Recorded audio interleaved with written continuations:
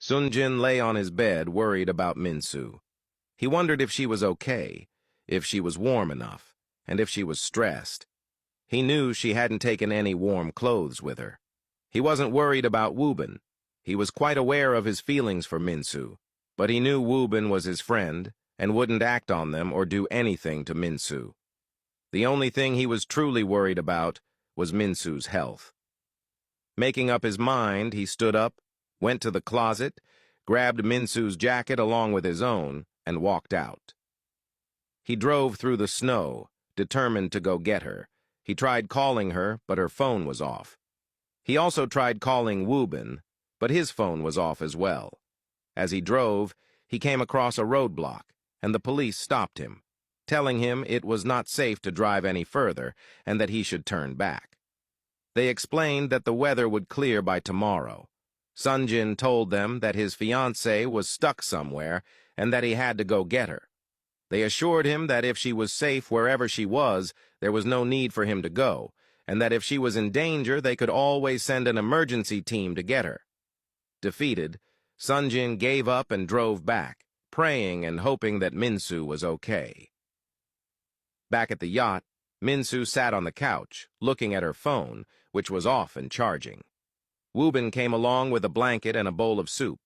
He handed her the blanket to cover herself if she was feeling cold, and told her that he had made some soup, as she might have caught a cold earlier.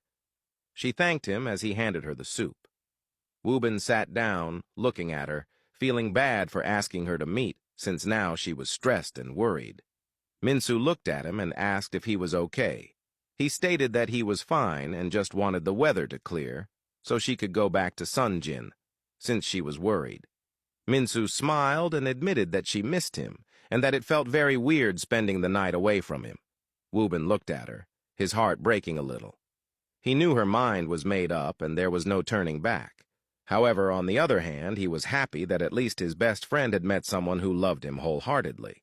He smiled and reassured her that she shouldn't worry, as she would be with him soon, and that after tomorrow, they would eventually start living as husband and wife. With that, he stood up and handed her a small red gift she had given him months ago. It was still unopened. Minsu looked at the gift and asked if he had bought it for her.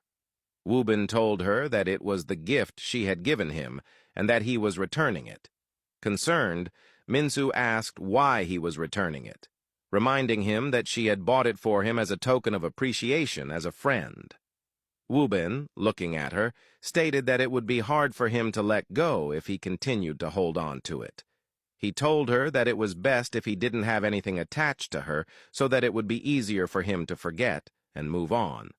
Minsu stared at him, stunned, realizing that Woo-bin had just confessed his feelings for her. She thought about how Sonjin and her mother had been right all along. Not wanting to question him any further, she took the gift and told him that if letting it go would benefit him, then she would do that favor for him as a friend. Woo-bin smiled, told her he was going to bed, and mentioned that if she felt sleepy, he had prepared a room for her. Wishing her a good night, he walked away, leaving Minsu sitting there, lost in thought. She reflected on how Woo-bin was truly a gentleman. If it had been any other guy who had feelings for her, he might have used the opportunity of being stuck together in the snow to take advantage of her. Meanwhile, Woo-bin lay on his bed, his heart aching. He thought about how it was his first time truly loving someone. Yet it hadn't gone as he had anticipated. He hated himself for falling for someone who was already in love with another man. He wished it had been someone else, someone different, so that he could have experienced what it felt like to love and be loved in return. Holding his chest, he cried, then laughed a bit as he thought about how he was known as a tough guy who never cried easily, yet now he was crying over a girl. He was ready to let go. Spending the little time with Minsu had clarified things for him. He needed to forget about her because she never belonged to him in the first place.